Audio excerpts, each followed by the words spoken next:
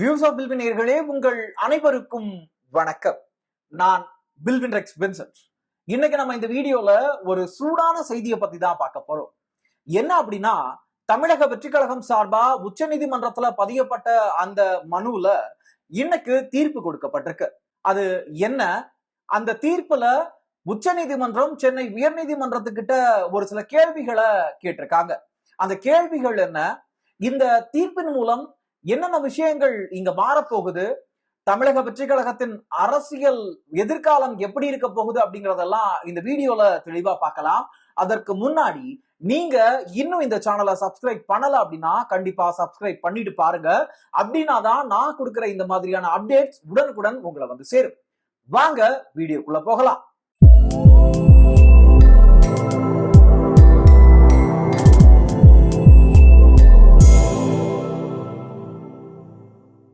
நம்ம எல்லாருக்குமே தெரியும், கடந்த செப்டம்பர் 27ஆம் தேதி நடந்த அந்த கோர சம்பவத்தை பத்தி. கிட்டத்தட்ட 41 பேர் உயிரிழந்திருந்தாங்க அந்த கோர சம்பவத்துல. அதுல சின்ன சின்ன குழந்தைகளும் இருக்காங்க அப்படிங்கிறதும் வேதனையான ஒரு செய்தி தான். ஆனா இந்த சம்பவத்தை தொடர்ந்து மாத்தி மாத்தி குற்றம் சாட்டிட்டு இருந்த திமுகவா இருக்கட்டும் சரி, இல்ல தாவேகாவா இருக்கட்டும் சரி, இன்னைக்கு அதற்கு ஒரு முடிவு கட்டப்பட்டிருக்கு. என்ன அப்படின்னா, தமிழக வெற்றி கழகம் சார்பா உச்ச நீதிமன்றத்துல மனு ஒண்ணு கொடுத்திருந்தாங்க. அதற்கு முன்னாடி சென்னை உயர் நீதிமன்றமா இருக்கட்டும் சரி, மதுரை உயர் நீதிமன்ற கிளையா இருக்கட்டும் சரி, தமிழக வெற்றி கழகத்திற்கு எதிராக தான், அவங்களுக்கு அப்போஸ் பண்ற மாதிரி தான், அவங்க தான் முழு தப்பையும் செஞ்ச மாதிரி தான் அவங்களுடைய முடிவுகளை சொல்லியிருந்தாங்க. ஆனா இந்த இரண்டு உயர் நீதிமன்றங்களின் தீர்ப்புகளை எதிர்த்து உச்ச நீதிமன்றம் மிக காட்டமான கேள்விகளை முன் வச்சிருக்காங்க. அதுல முதல் கேள்வி என்ன அப்படின்னா, கரூர்ல நடந்த இந்த கோர சம்பவத்தை பத்தி விசாரிக்கக்கூடிய அதிகாரம் சென்னை உயர் நீதிமன்ற மதுரை கிளைக்கு தானே இருக்கு. அவங்க தானே அதை விசாரிச்சிருக்கணும். அதை தாண்டி அவங்க அங்க விசாரிச்சுட்டு இருக்கும் போது சுமோட்டோவா, அதாவது சுயமா நீங்க ஏன் இன்னொரு விசாரணையை துவங்குறீங்க? உங்ககிட்ட சென்னை உயர் நீதிமன்றத்துல கொடுக்கப்பட்ட மனு என்ன? ஒரு எஸ்ஓபி ஃபார்ம் பண்ணணும் அப்படின்றது.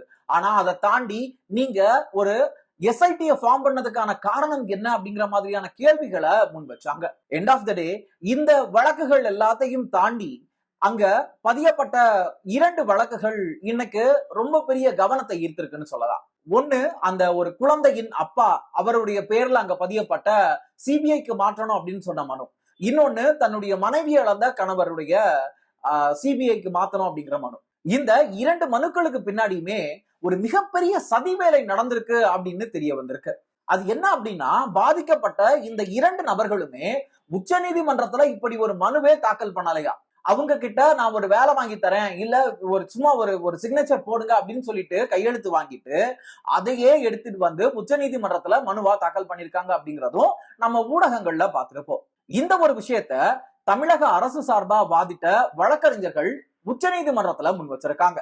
அது மட்டும் இல்லாம இந்த வழக்கை விசாரிச்ச அந்த இரு நீதிபதிகள் கொண்ட அந்த அமர்வு என்ன சொல்றாங்க அப்படின்னா, இந்த வழக்கை நாங்க எடுத்துக்கிறோம், பட் இதற்கு முன்னாடி விசாரிச்சு உத்தரவு பிறப்பித்த அனைத்து உத்தரவுகளையும் நாங்க தற்காலிகமா நிறுத்தி வைக்கிறோம்.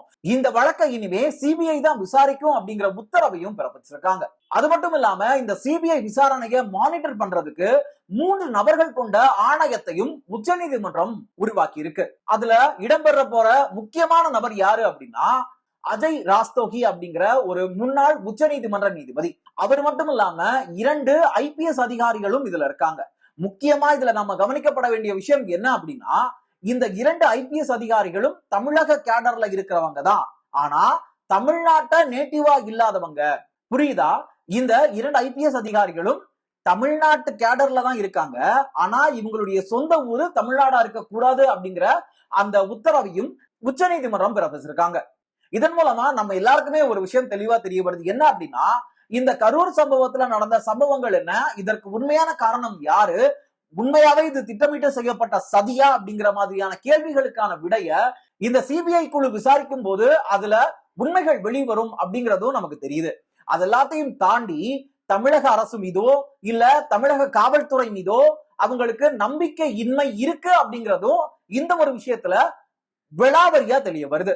என்னதான் உச்ச நீதிமன்றம் இவ்வளவு பெரிய ஒரு பரபரப்பு தீர்ப்பை கொடுத்திருந்தாலும் இது இடைக்கால உத்தரவு தான், இது இடைக்கால தீர்ப்பு தான்.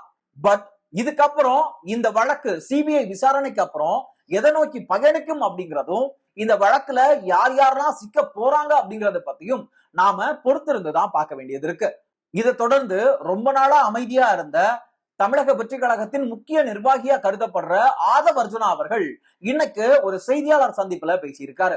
அவர் பேசின விஷயங்கள் என்ன அப்படின்னா, நாங்க ரொம்ப மன உளைச்சல்ல இருக்கோம், எங்களுக்கு எங்களுடைய உண்மைத்தன்மை எது, இந்த வழக்கினுடைய உண்மைத்தன்மை எது அப்படிங்கிறத கண்டுபிடிக்கிறதுக்கு தமிழக அரசோ இல்ல தமிழக அரசு நியமிச்ச அந்த ஒரு நபர் ஆணையத்தின் மீதோ இல்ல சென்னை உயர்நீதிமன்றம் அமைச்ச அந்த எஸ்ஐடி மீதோ எங்களுக்கு நம்பிக்கை இல்ல. அதனாலதான் நாங்க உச்ச நீதிமன்றத்தின் ஓய்வு பெற்ற நீதிபதி தலைமையில ஒரு விசாரணை குழு அமைக்கணுங்கிற மனுவை தான் நாங்க கொடுத்திருந்தோம்.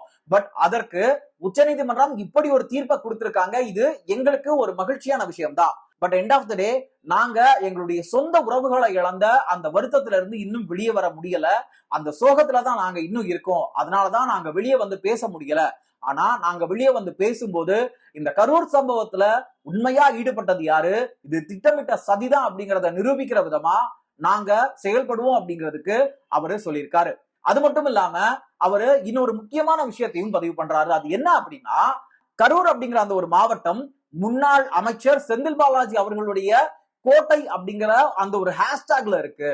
ஆனா தவறு செஞ்சவரு அவர்தான்.